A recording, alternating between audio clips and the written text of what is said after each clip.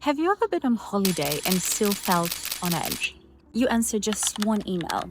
You checked Teams for 2 minutes. Opened your phone at dinner because maybe something urgent came in. And technically, you were off. But your body never got the message. So you come back from leave still tired, still irritable, still mentally foggy, and start wondering, why am I still exhausted when I had time off? Here's the answer. Because rest is not the same as absence from work. And if your brain is still scanning for problems, you're not recovering. You're simply stressing in a prettier location. I am Fabiana Costa. I am a healthcare leader with 13 years of experience across 4 countries, 3 continents, and I refuse to lead in an ordinary way. And I want to talk to you about something that high performers get wrong all the time. Switching off is not laziness. It is a biological requirement. Today, I'm going to show you what constant checking does to your brain. Why your nervous system may not have properly powered down in months, and what the science says about real recovery, burnout, and leadership performance. If you're always available but never fully restored, eventually your leadership starts running on depletion. And that price is always paid somewhere. In your patience, your clarity, your mood, your decisions, your body. Let's start with the behavior that sounds harmless. I'm just checking quickly. This is where so many intelligent, capable leaders accidentally sabotage their own recovery. Because your brain does not measure rest by whether you are physically at work or not. It measures rest by whether the stress response system can stand down. The moment you check your phone for work, your brain reopens the loop. Maybe it's nothing. Maybe it's a problem. Maybe it's a praise. Maybe it's escalation. That uncertainty matters. In behavioral science, unpredictable rewards are especially sticky. They keep us checking because the brain is constantly anticipating what might come next. The anticipation is part of what makes notifications so hard to ignore. So even if the email takes 10 seconds to read, the psychological effect can last much longer. Anticipation, mental rehearsal, background vigilance, and a stress system that never fully settles. That is why some people spend a week away and still come back feeling like their mind never left work. Let's ground this in evidence. The World Health Organization classifies burnout in ICD-11 as an occupational phenomenon resulting from chronic workplace stress that has not been successfully managed. It is not simply being tired. It is not a personal weakness. That distinction matters because burnout is often moralized. People say, you just need to be stronger. You need better time management. You need resilience. Sometimes those things help. But if stress is chronic and recovery is incomplete, this becomes a systems and neurobiology issue, not a character flaw. Research on psychological detachment from work, including work associated with Sabine Sontag and colleagues, shows that mentally switching off during non-work time is linked with lower fatigue and better well-being. In other words, leaving work physically is not enough. If cognitively you're still there, that is the part that many leaders miss. You can be on annual leave and still be neurologically on call. Now layer the phone on top. Your phone is not neutral. Every vibration, badge, preview, banner, and lock screen glance can pull your attention back into anticipation mode. And when this happens repeatedly, your brain stops experiencing true off time. It starts living in a state of partial activation, not full panic, not full crisis, just constant low-grade readiness. That state is dangerous, precisely because it becomes normal. You think, this is just how leadership is. This is just what responsible people do. It's what they expect from me.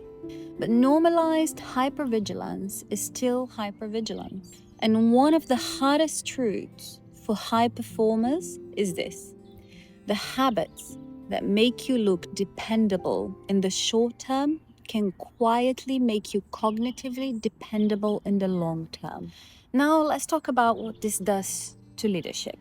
When stress becomes chronic, it affects attention, emotional regulation, working memory, and decision making. The American Psychological Association has highlighted that high stress can impair decision making, with many adults reporting that stress makes even basic decisions harder.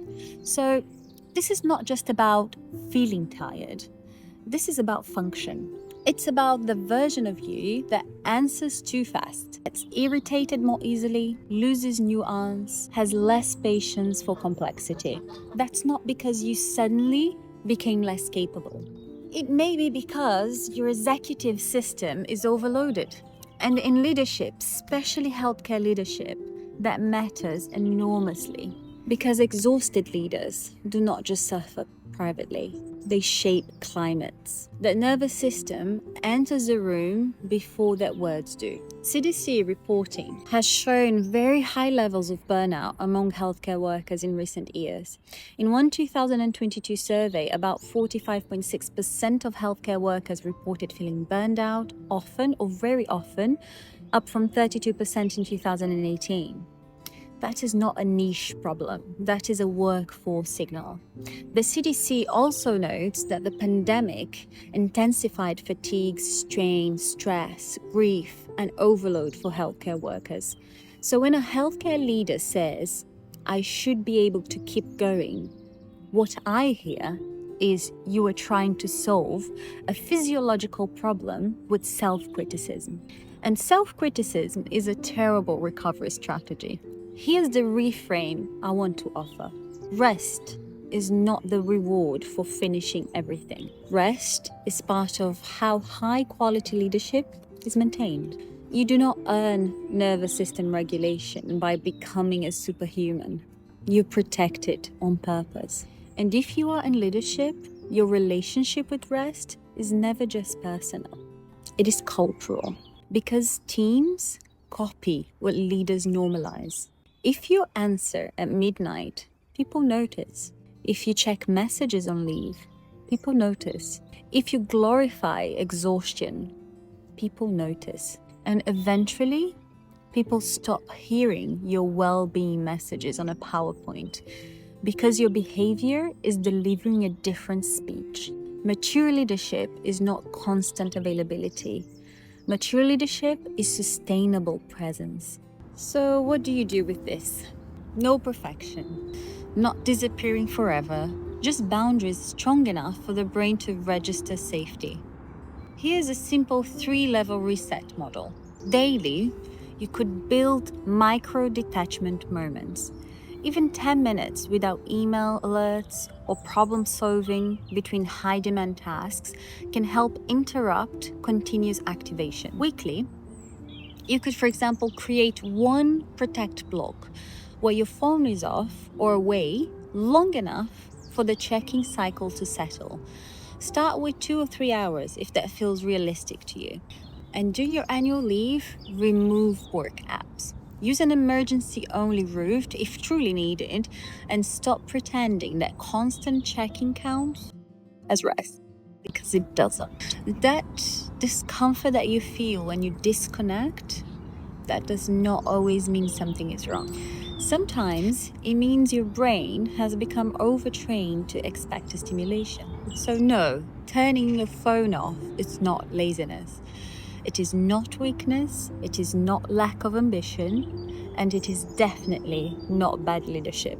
For many high performers, it is actually a form of nervous system retraining, a decision to stop confusing availability with value, a decision to protect clarity because crisis forces it, a decision to lead in a way that your body can survive.